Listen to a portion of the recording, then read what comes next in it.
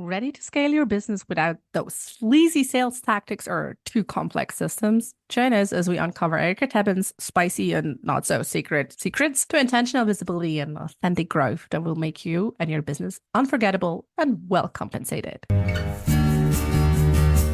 Hi, and welcome to the Scenic Route podcast, where we believe in embracing life's journey with purpose, curiosity, and a bit of potty humor. I'm Jen, a sociologist, someone's uncool mom, and I'm always looking out for that perfect slice of gluten-free rhubarb pie. Every week, I get the joy of sitting down with dreamers and doers who dare to take the road less traveled in pursuit of their own magic. Together, we dive into the inspiring stories of soulful entrepreneurs and visionary leaders who boldly share their beliefs, lessons, and fuck-ups.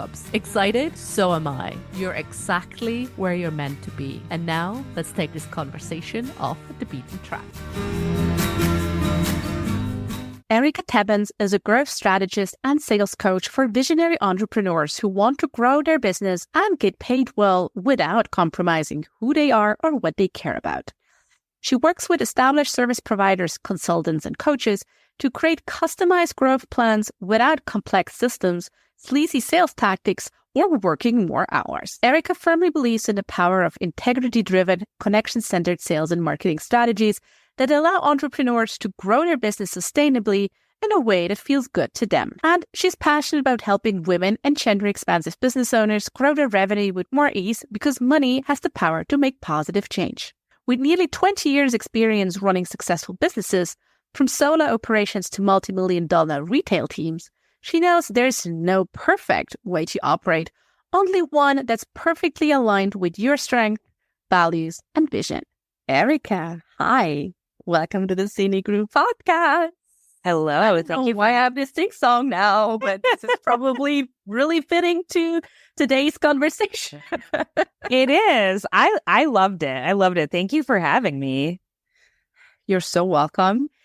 Like, if you're tuning in now and you're like, wait, I'm on the musical episode. No, you're not. But buckle up because it's going to be a juicy one because we're going to talk about a lot about Enneagrams and how we're both sevens. And I'm sure Erika will like tell you more about how that shows up in her life and business. So if you know anything about Enneagram 7, like, we bring the fun to any party. So buckle up. This is going to be good. So Erika, like, give us, for those who don't know you, give us some, like, walk us through your story. How did you start it? How you got where you're today? What were, like, your big moments? Yeah. So my story is very much like an Enneagram 7 enthusiast story. In that I have done a lot of things. So I've been running businesses of all kinds and all sizes for almost 20 years now, coming right up on 20 years. And some were businesses I was running for other people. Some were businesses I was running for myself. And then at the end of 2016, I was like, and I will say, none of them had been like a purely online service-based business. Okay. Like my current one. They were all a lot more like how we think of like more like traditional business, right? So selling most of the time like face-to-face with people, selling physical products or selling products online, stuff like that. Mm-hmm. So end of 2016, I was really I was burnt out. I was in need of a change. I felt like I had reached the end of what I needed to do there in that business, in that very like Enneagram 7 way when you're like, great, I've done what I can do here and I know it's time to move on. And I was really curious because I was like, I don't know what to do next. And I'm not sure what the options even are. So I just started thinking like, what's the thing I love doing the most? And it was teaching people with businesses how to grow their business in the best way for them. And at the time, for a few years, I had a couple of local friends who were each starting their own businesses, and we would go out to lunch and I would help them like strategize. And I was like, do people pay people for that? Like, I don't actually know if that's a thing. I mean, and now, which is hilarious because there's like a so many people out there who get paid to do this work, you know? But at the time, I really had no idea. And so I just started looking into it. And then it just so happened that a really good friend of mine had a business coach, and I was like, or that she had worked with and I knew of a little bit. And I was like, oh, okay, great. Well, if I'm going to go online, if I'm going to switch up like how I do business, I want to work with somebody who's already doing it, who can just help me create those shortcuts. And so I hired her. And the rest was history. So that was in 2017. So yeah. Wow. And have you gotten bored yet? Yes. I mean, well, okay. So it's like it ebbs and flows, right? It's like you get bored with like an offer, and then you're like, okay, I'm gonna like retire that thing, or I'm gonna zhuzh it up, or whatever it is to kind of make it fun and interesting again. And actually right now I'm going through not a massive pivot, but more like a refining, because I have gotten a lot of traction as like the sleaze-free sales expert, right? Which is great. And I love it. And I'm still all about sleaze-free sales. But the thing that I have always woven into my work, it's something that my clients have all heard, is that, people can't buy what they don't know exists. And I think a lot of what gets missed, especially in the online space, like when a lot of people are just talking about content, is that people are not talking enough about intentional visibility. So it's like people are churning out content and it's not converting, and it's like, it's like they're speaking into a void. And part of that might be that they need to do some content tweaking, but it's also like you might not just like have enough of the right eyeballs on you, you know? And so I really love to work with people on not just visibility for visibility's sake, but what I like to call being unforgettable and well paid.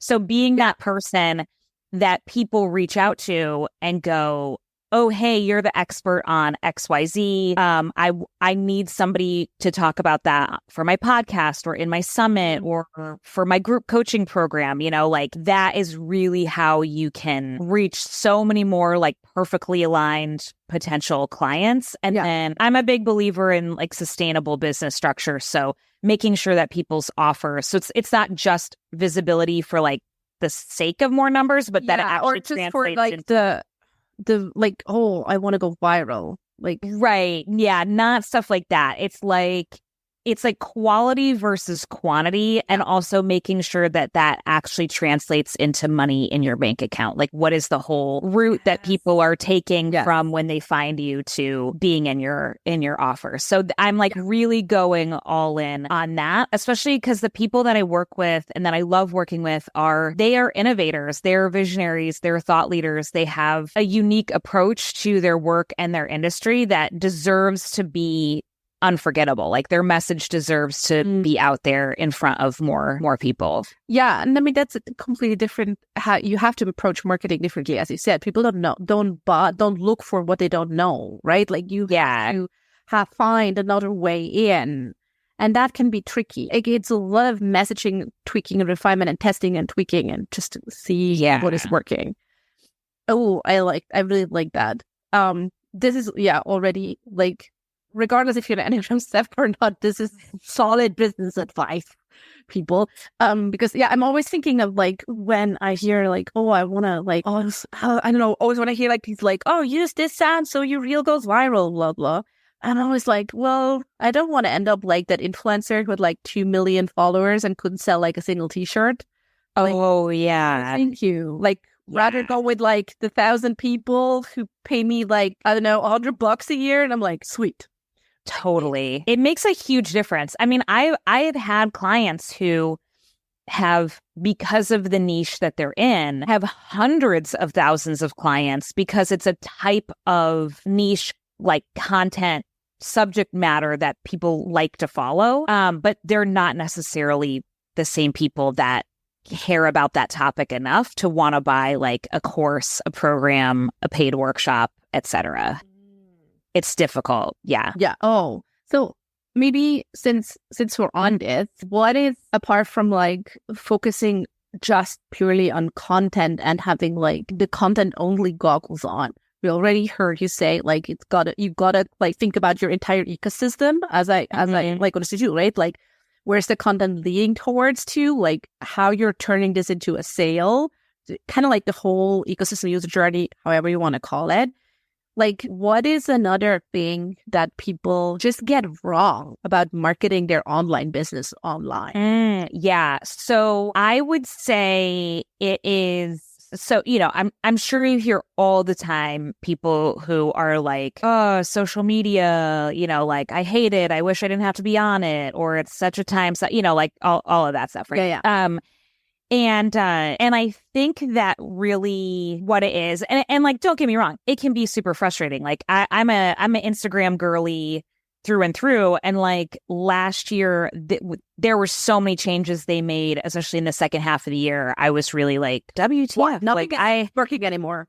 Yeah, like it was really, really, really frustrating because I've met like literally some of my best business friends like through connecting on Instagram first. And so, there are like annoying things about it. But I think that what people forget is I think that so much attention is put on, growing your like social media presence and posting content, and that you're just supposed to be getting clients like from that content all the time. Like that's how the machine is sort of supposed to run.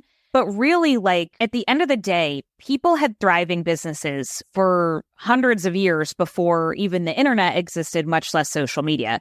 And they did it through connections, through relationships, through word of mouth, through building trust in this very like organic way. And that is still predominantly like for people like us who are like, who work directly with clients, right? We are not just like, oh, I have my $2,000 course that I've scaled, and that's it, right? Like we are actually working with clients. So for service providers, consultants, and coaches who still work in some form or fashion with clients, being known as like a trusted person for the thing you do and the way you do it, and prioritizing relationship building is far more important than like super stressing out over how many views a reel got or something like that. And so I think that the more like that's really what I've been preaching, and I want to keep preaching, is that sense of like prioritize connection over like stressing about content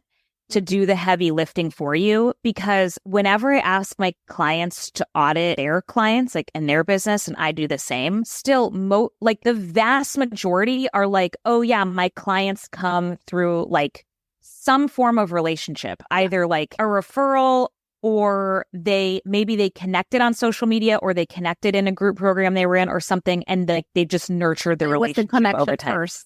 And they used social media to kind of like accelerate this connection, to deepen it, whatever. Yes. Oh, I love this so much. I remember back when I started like dipping into like the online sphere, I always felt like I remember I was in a community, and they were like, oh, I'm growing all my leads on social media. And I'm like, cool. But it was almost kind of to the point where I'm like, I am almost exclusively referral based in some form, right? Like either people who flirt with me or who I was on a podcast on or whatever. Like it's referrals and connection. And it was almost the point where I'm like, oh, is something wrong with my business because I'm not generating like leads through content on Instagram? Wait, what? Like almost kind of like, oh, is this like shame on me for like what? And I had also had a business coach who kind of like washed my head for this. So thanks, Jess. But I love that. And I always also tell my clients who are earlier on and are thinking of starting their own business, your first, like it's super, super hard to gain traction on social media, like really traction that converts into sales. And your first couple of clients are for sure are people you already know. Yeah. Like you gotta start within your network and then it will grow. Like approach like a random stranger and be like, hey, I have this, like, do you want to do that? Sure. If your product is super amazing and super cool, can happen. But most likely they already have a connection with you. They know you, they trust you. So yeah, it's really true. And I know too, like one thing I found when I moved into the online space and I was starting to, as you do, like you get online, you're like learning from a bunch of different people, you're consuming a lot of different content. And I remember thinking like, this just feels like a lot. Like it feels really like complex and complicated and like, it was very different than how I had always been doing business. And then I was sort of like, and I remember being really frustrated at first and then being like, you know what? What is the thing that I'm just like good at that I know I could do, that I could sell super confidently? And it was like, oh, like teaching. I was like, what if I just do like a 2-part half-day series locally and reach out to business owners I already knew in the area and then just be like, okay, we're going to do, I'm going to teach you some fundamentals of sales and marketing that are going to help you to grow your business in like a really feel good, simple way.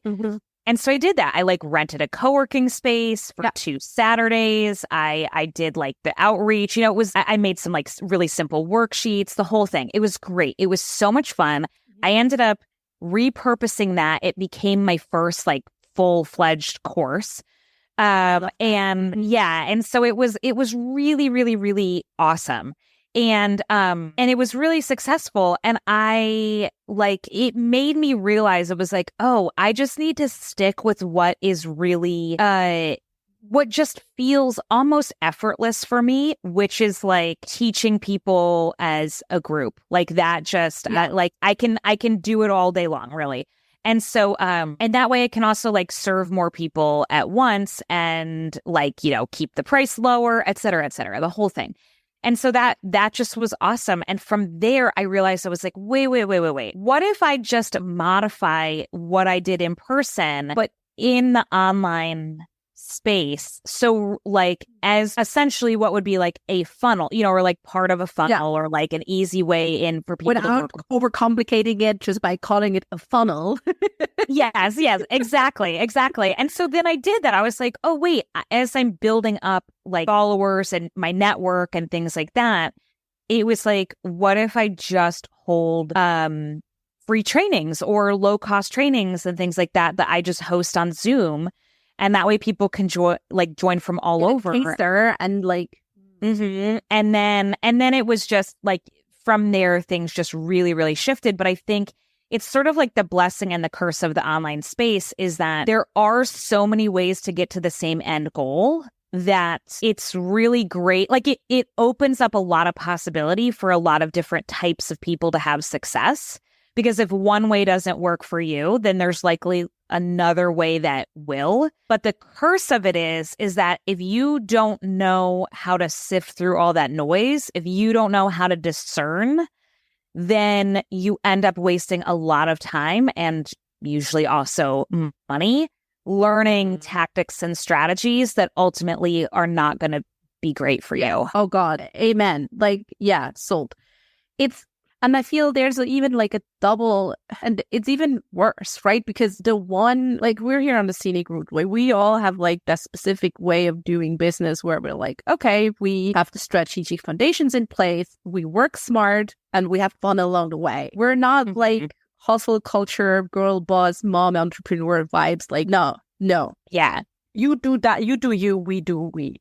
But I feel, and that ties in with like the Enneagram as well. I feel there's so much advice online from people who've made it, like who have like the 7-figure launch, blah, blah, blah, blah, who are, if we talk in like Enneagram talk, who are like a type 8, like a challenger, type 3, the achiever, who are just like, born entrepreneurs. They're like, yes, just straight shooters.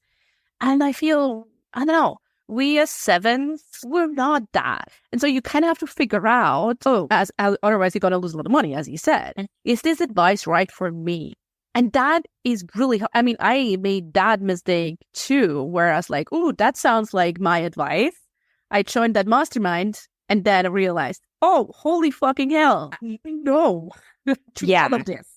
Like, what are your, like, do you have kind of like favorite telltale signs to kind of like figure out if this is like what are your like red flags when it comes if you want to invest in like a coaching program or something? What are your red flags? That's a great question. I would say, so depending on how the program is structured, I need to know that it's going to be able to be adaptable or like modifiable, if that's a word. That it's not. So what I mean by that is like that it's not just this is a set framework and we're moving you through it and everybody is going to have the same exact end result, right? And I will say too, like I'm a heavy investor in my business and coaching. Like I will be the first to say like one of the best bits of advice I would give anyone is to like work directly with somebody that you vibe with, either like one-to-one or in a smallish group, thing where you can get like one of their courses, get into their orbit somehow, and then decide. Yeah, exactly. And like, because then that is going to be like, that's going to be more helpful than just being like, I don't know, like this person just seems to get great results, but like, I don't really know but like the rest of their stuff doesn't really like speak to me. Like I just don't have that like gut reaction of like, yeah, this is it. But then like for me, I always need to know if I am joining like a group program, let's say, like is the intent of the program to give people customized advice to help them get to the goal? Or is it like okay, so what we're going to do in here is that you're going to create like, I don't know, a framework and then like a signature offer, and then you're going to run a webinar, and then you're going to do like where it's very like literally everyone is meant to be doing the same thing. Because that's tricky. Like it can be really tricky, just because it's not, even if it is a system that can work really well for many people, it doesn't necessarily mean it's going to work well for everyone. So like I was in a program I joined, a bit over like a year ago now. I'm not in it, like my time in it has ended, but the two questions I asked on the sales call were, do you give people like customized advice, or is it that like very strict kind of blueprint situation? Yeah. And also, am I going to be required to run paid ads? Because those are my two red flags, deal breakers. Yeah, those were like, because like for me, for what I wanted to do, because I've seen other programs where it's like, just do this and they teach you how to do the webinar and everything. And I'm like, that's great. And you don't have to run ads to a webinar. But like, if the goal is to scale that thing to 1 million, like at some point you will have to. And I'm not opposed to ads in general.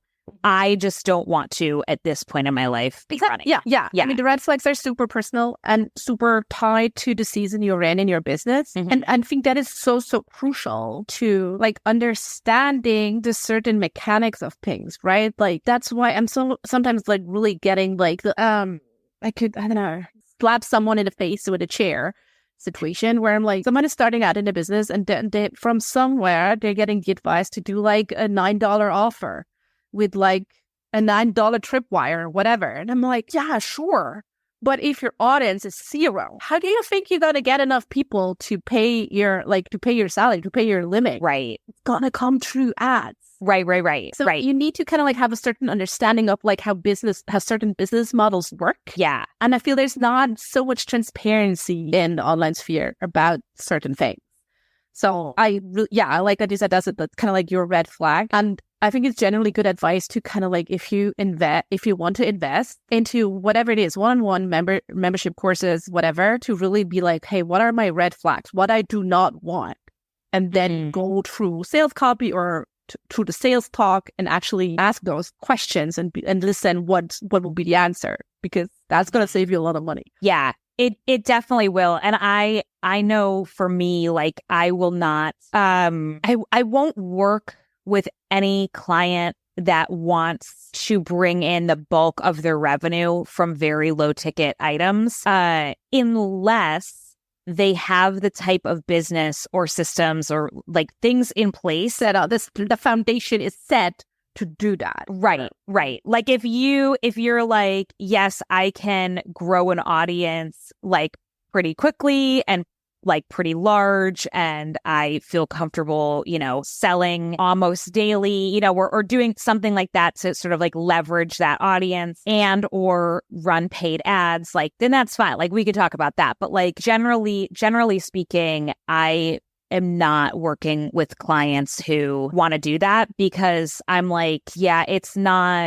you will just burn yourself to a crisp. Like I've seen it enough that like way. Yeah. For most people, this is not a sustainable way.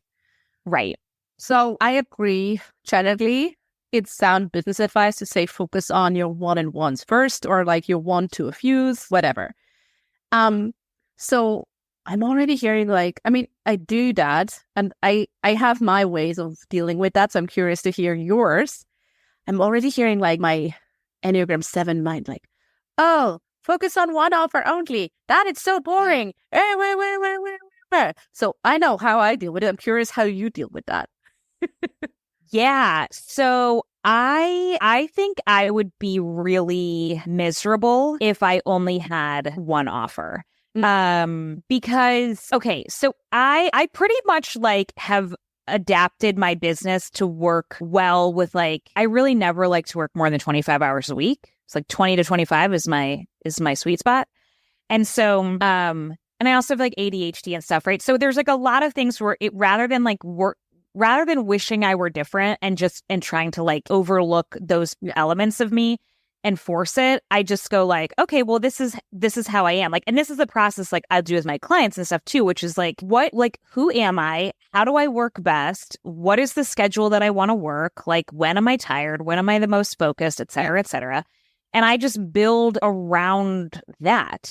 And so for me, what that looks like is, like, I really like to be able to think about something, like think of a new offer and be like, ooh, I could do that as an intensive. Like I love doing intensives, kind of like a VIP day, but it's not a whole day. It's not even a half day. It's usually just like a few hours. And then being able to create like the simplest version of that thing and just like put it out there and sell it as a beta and just see, because I've done it before where I'm like, oh my God, this is amazing. And I keep offering it. And then I've done it before where I've done a few and I'm like, well, that was okay. But it actually made me realize like I would be really bored, like doing that same thing with individuals again and again and again, privately. But it informed the fact that like, oh, what I really need to do is like change the offer in this way. So for instance, I have a 5-week group program. It's like almost more of like a live 5-week course. Kind of like and a like a type of thing. Yeah. Because it's not like a coaching. It's not like we don't have like actual like coaching calls, but it's like, so it's like a 5-week boot camp community called Unforgettable, Well-Paid, that was inspired by, I used to have an intensive called Rad Clients on Repeat. So interestingly enough, that intensive, I did it multiple times. And then I realized I was like, so many people need, like, I'm basically doing the same thing over and over and over. And so many people need this. Like to do it individually, it was not in that way. It wasn't lighting me up. Right. So I took it and I like took the content and I made it into a paid workshop that people can still get, like they can get it on demand and go through it. It's only like 90 minutes long. And then, so I did that first. And then later I like figured out, okay, how can I turn it into this like 5-week live boot camp? And then that became Unforgettable, Well-Paid. So I could like repurpose those things into other offers. But I wouldn't have like known necessarily to do that if I hadn't have just been that like fast acting Enneagram 7 that's like, I want to whip this thing up and I'm going to like run several people through it and then taking my like feedback and my experience with it and then figuring out how to, that like it's not quite right as this, but like how can I still reuse what I've done here in other ways? And now that group program, I'm turning into like a higher level, like the group program still exists, but like a higher level VIP day where I am doing it with you. So like for somebody who's like, I don't want to sit through the 5 things and then put it together on my own, like Erika just helped me put together my compelling pitch, tell me where I should pitch, and then what does my funnel look like on the back end?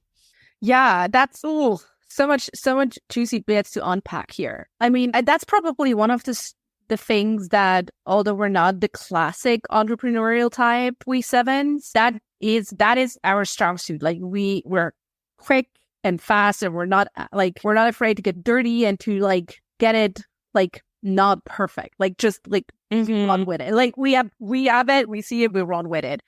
And that really helps us, right? Because we fail faster and see what is actually working and what is not working, and then be like, oh, okay, maybe I can see. And we're curious enough to be like, hey, what did work, what didn't work, and how can I make that what didn't work?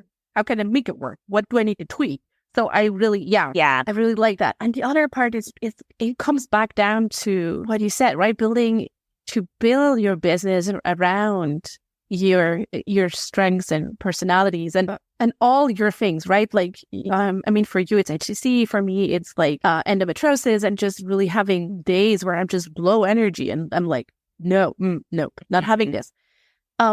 It's not to look how other people structure your business, but to actually look what you want and double down on that shit. Really hone in on all of it. Go all in on what is your type of weird. Yeah, right. Absolutely. Yes. The more that you lean into what feels simplest and best and most enjoyable for you, then absolutely. The better it would be. If I literally had one signature offer that I was just let's say it was I don't know, a group program or a membership or something, and I was just moving people into that all of the time. I know after a while, it just wouldn't work for me. I have, so my group program is cohort style. I typically run it a couple times a year. And I really thought last year, I was I am going to evergreen this. That's the quote unquote smart thing to do. And all that. Yeah, sure. But the on paper, on paper. Because financially, if you're well, what if somebody comes along after a cart is closed, and then, all of that stuff, if they can't come in, then maybe you're out that money. But the more I thought about it, I was I like it cohort based. I really like to keep it small. I like to get to know everyone really well in there. I like to not feel spread too thin. I really, really, really enjoy that part of it. And so I just had to embrace the fact that this is going to go evergreen. This is how I like to do this offer. End of story, and yeah. And that by doing that, I can trust that I will have more success with it overall than if I tried to force it as evergreen. Because the other thing too, knowing about myself with the Enneagram 7 and the ADHD, if I know if I'm okay, for 6 weeks, you're going to talk about this and pretty much only this, I can super focus and just do it knowing that there's an end date. Yes. But if you were out there that there's an end date. Hallelujah. Yes.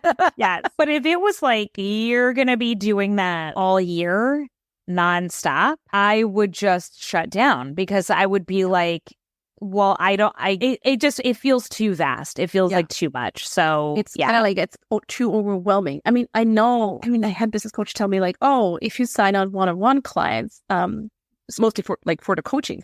I only sign on 3 months. If you want to resign, cool. I'll save your spot. That's fine. You can resign for another 3 months. But I'm not going to do 6 or 12 month container.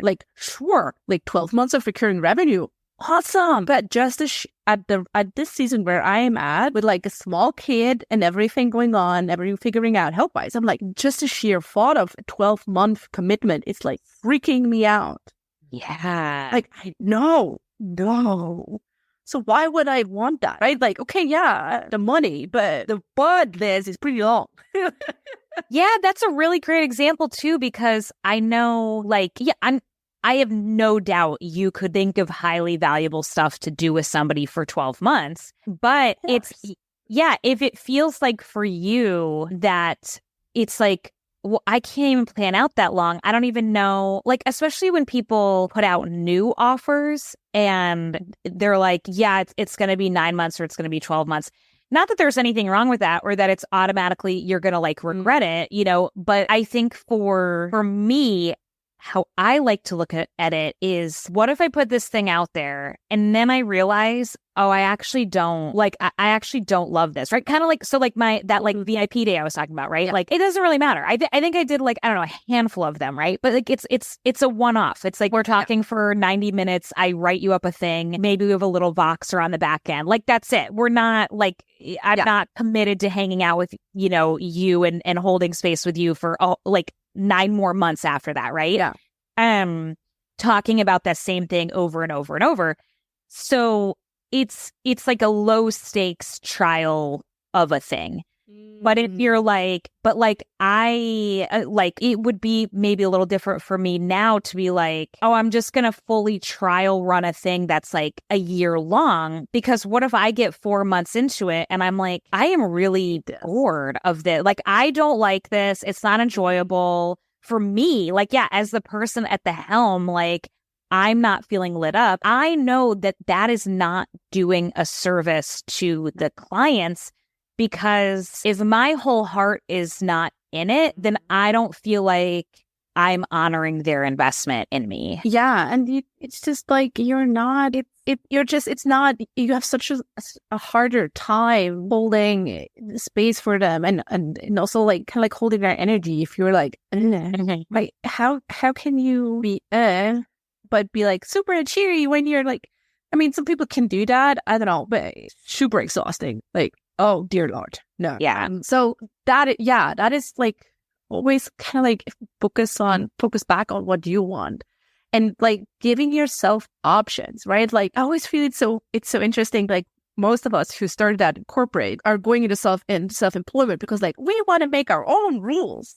We want to have more freedom. And then we're in business and then we follow someone else's blueprint, someone else's rules, like religiously, and be like, oh, I cannot structure. Like, I have to do 12-month containers of whatever. I'm like, no, you do not have to. Like, absolutely not. Like, and if you just want to pump out a different offer every month with like an 2-hour intensive, then try it, right? Like, there are no rules. Yeah. And conversely, if you're somebody who's like, I despise the idea of doing a VIP day, I really love to spend a lot of time with folks, like, cool, have a 12-month thing. You know, like, if that is going to light you up, like, yeah, do that thing and then make, you know, have people commit to a full year. Like, yeah.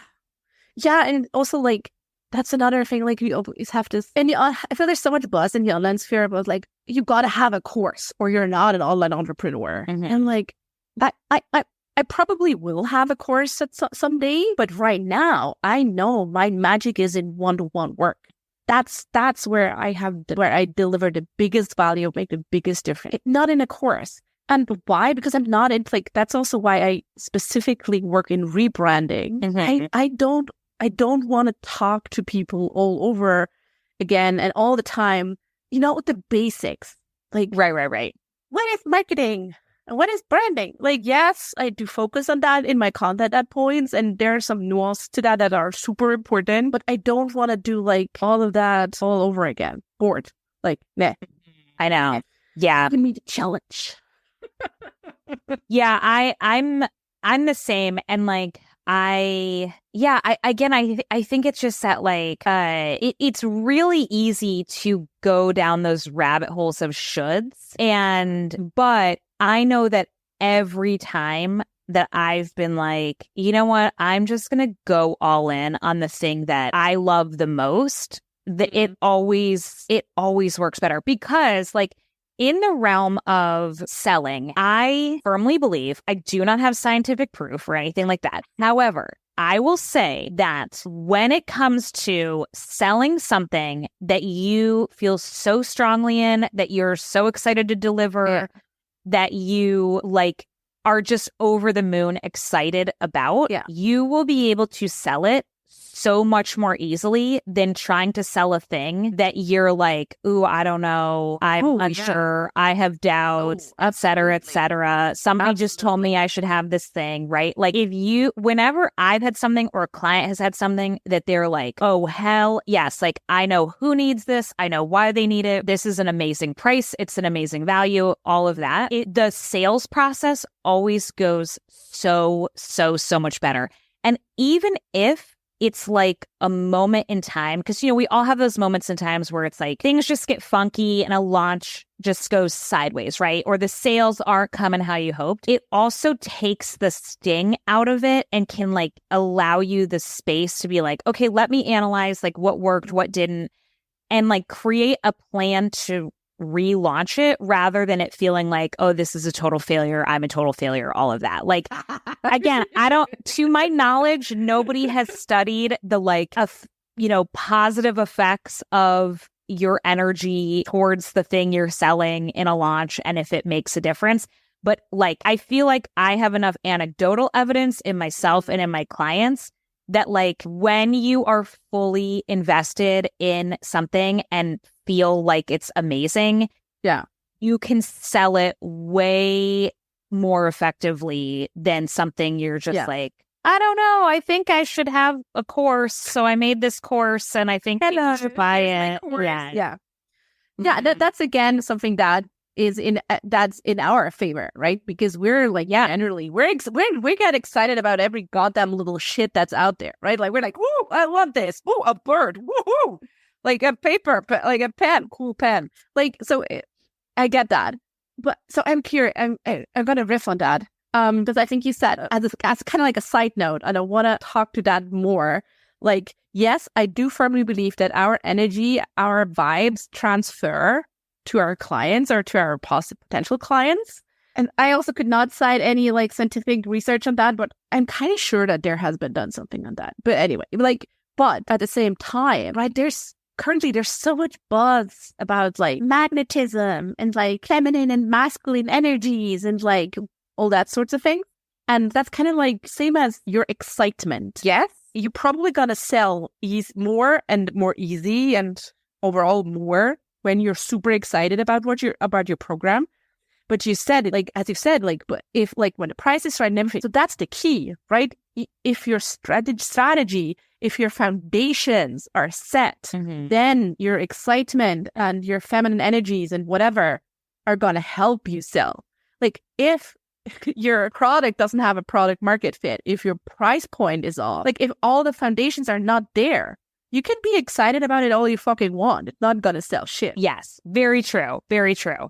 And that's why, like, for me, I also don't work with beginners. Like it needs to be, So if you're a beginner, like but I guess it's like, okay, so I go back to, okay, when I was a beginner and then I thought about how can I do that class locally, whatever. Obviously that's not going to be for everyone because not everyone's going to want to like rent a space and teach a class and create worksheets and all that stuff. But like think of actual people, like, and again, like this is where it comes down to, like, think of actual people that you know could benefit from the thing and reach out and tell them about it. Like that is a part of sales. Like I hate to break it to people, but like you gotta sometimes reach out and just let people know that a thing exists and that you think it might be perfect for them. Yeah. I know that can feel cringe, as the kids say, like, but you can make it in a yes, it can be cringe, but just do it in a non-cringe way. I mean, what is cringe? Whole DM it. Super totally. Cringe. I mean, yes. Dear Lord, please, like, let's be 2023, the year where we actually really stop this shit, right? Yes. But you gotta find a way how you can make it non-cringe. And to me, we've said it before, if I'm in a connection with someone and like we're vibing, we're sending each other funny memes on Instagram DMs, and I have something that I feel like, I have this kind of nudge that this could be something. Either it's for you or you might know someone. Yeah. Then, I don't know. I feel that's not cringe. But then again, I'm not one of the cool TikTok kids, so maybe it is still cringe. But like, right, just find a way how you can make it not cringe. Yeah, exactly. Just like human to human. That's what I like. my group program, I just had a successful launch. There were several people that I was like, I don't want to rely on an algorithm making sure that they see that this is open. Yeah. And so, or that they like have seen my emails. So I just reached out and I was like, hey, we talked about this before. So I want you to know it's like open again. And you know what? Like the vast majority of those folks were like, oh yeah, it's like, it's still not the right time, or I don't think I need, whatever. But it's like, yes, but I also got many who were like, oh yeah, cool. Thank you. Like I'm in, so that is also just a part of it. And yeah, and they were all people I had like relationships with. It was not out of left field. It was not a cold DM. But I was excited about the offer because I know what my program can do for people. And I wanted to make sure that they at least knew about it before the doors closed so they could choose if they, wanted to join or not. And if the answer was no hard feelings over here. But yeah, so like even if you're earlier on, you can't influence if they say yes or no, but you can influence if they actually heard about it or not. Yeah. While not relying on the algorithm or your email provider or whatever, but actually like, hey, yeah. And I would just say like there's no... In that early bit, there's no getting around the putting in the reps of the uncomfortable bits. We're like, yeah, don't really want to do this. Oh yeah, it's so uncomfortable. I mean, it's uncomfortable at every level. Like that's the truth. It's uncomfortable at every level. It's never getting more agreed. There's no set it and forget it. There's no like, great, we made it to the top of the mountain and now we're coasting. It doesn't happen. Because you just get different problems. I mean, and that's not to say it's not worth it, but it's just like embrace the fact that like there will be new challenges at every level. Yeah. Just embrace the fact that it will never be like clear blue sky, smooth sailing because you would be bored as fuck anyways. Yeah. There will always be murky bits where you're like, I have actually no fucking idea what I'm doing here, but I just wave and smile. Roll with it, right? But at the same time, really letting that go of like, there will be a point in my business where everything will be like easy and not cringe and like whatever. Yeah. Yeah. And it doesn't mean you're doing anything wrong either. Yes. Because it's just, there's no, whether your business brings in 50,000 a year or 5 million a year, like every business owner has some area that they're like troubleshooting or, working out or whatever. And it doesn't mean that like they're bad or wrong or anything. It's just that like, it is what it is. Different. Yeah, it is what it is. It's sort of like if you've never managed people before and now your business is at a level where you really need to bring on some done for you like support, you're gonna have to figure out how to like be a boss type person, be a leader, and that's a different set of skills. Yeah. And also like, oh God, so many more, or how to do payroll, right? Like it's also different financial planning aspect. There'll always be things where like, no one told me that. Yeah. So I'm curious, you're bringing on something for anyone who is listening, you're bringing something cool to work with.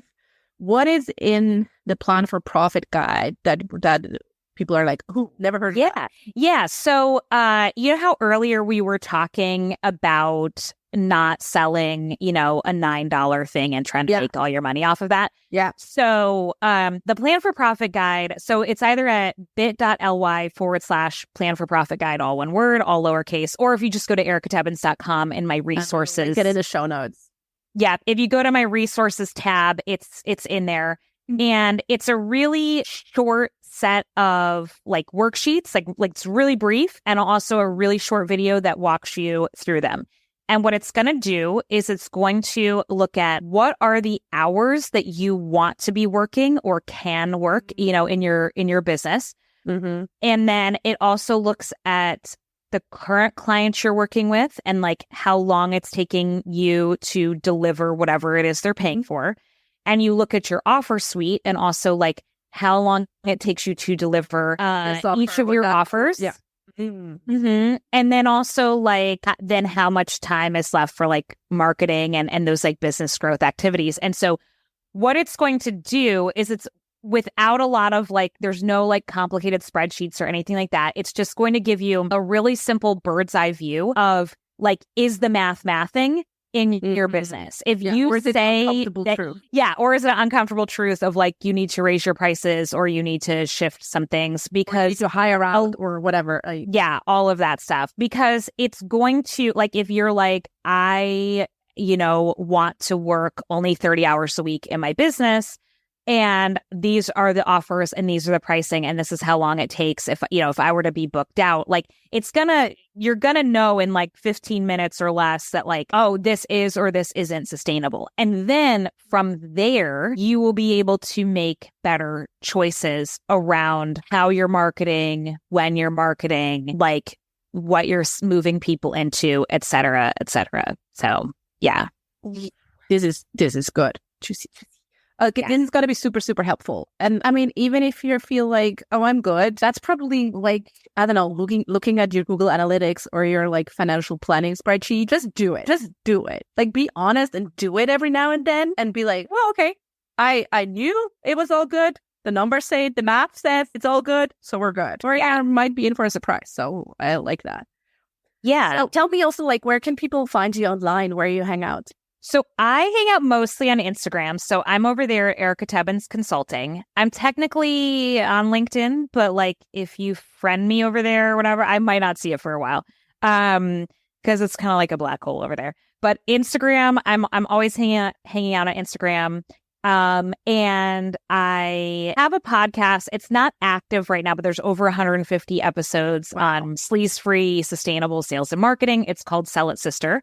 So you can go and you can binge the back catalog. And then I also published a book last year. That's not actually a business book, but it's very much in line with the people who I serve and probably a lot of your listeners, like people who are wanting to shake things up with the status quo. And so it's all about change making. So it's called You've Got This, a counterintuitive guide to powerful, inevitable change making. So if you're somebody who's like, I want to make a difference in the world, but you feel like you got to be Oprah in order to actually do that, I'm here to say that's not true. So that is it's on Amazon. So it's self-published on Amazon. Yeah. So either Kindle or paperback, and you can get it wherever you live in the world. You should be able to get it. But yeah, that is brilliant. Okay, we're also gonna link that in the show notes.